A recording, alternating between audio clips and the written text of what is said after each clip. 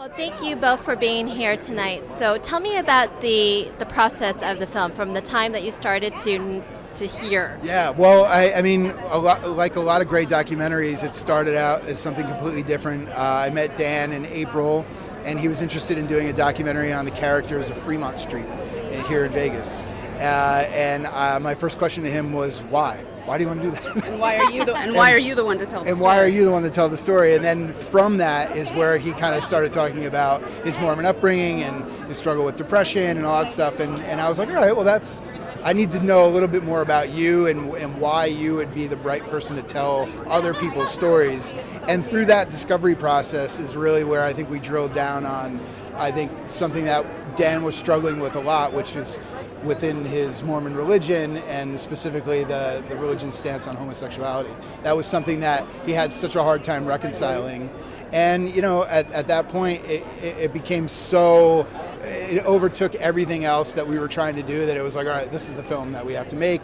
And Dan was like, I have to do something. And there we were. We were off to the races. You know, Dan was really honest, and he says, you know, even to this day, every day he's questioning, you know, is there a God? What's happening? I mean, there's some, you know, you see this, and it's a hard subject, first of all, and he is religious.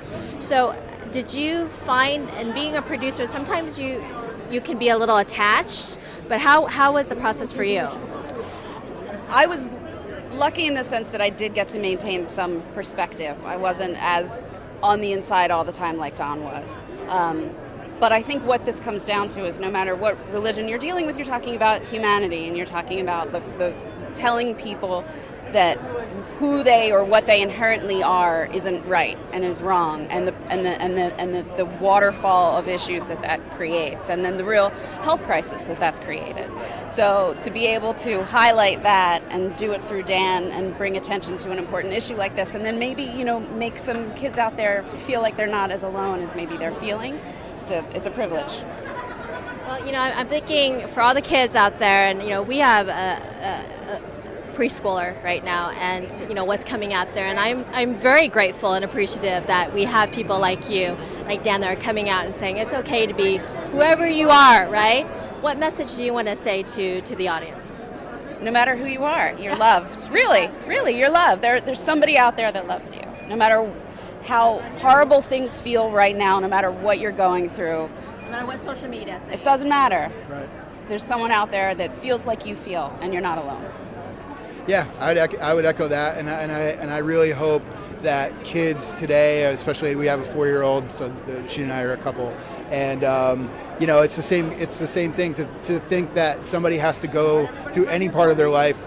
You know, growing up is hard enough to do, and being an adolescent is hard enough without having everybody else trying to tell you something, you know, that you are is wrong. So I hope that these kids growing up today don't have to wait that long to know that however their orientation is, that it's right. Well, thank you for doing meaningful work. We really appreciate it. Thank you both so much. We have a 4-year-old too. Yeah. I work with my husband right there. Right? 4 years old. It's a fun age. Oh. Yeah. Love them no matter what. No matter what. No matter what. Thank you so much. Thank you.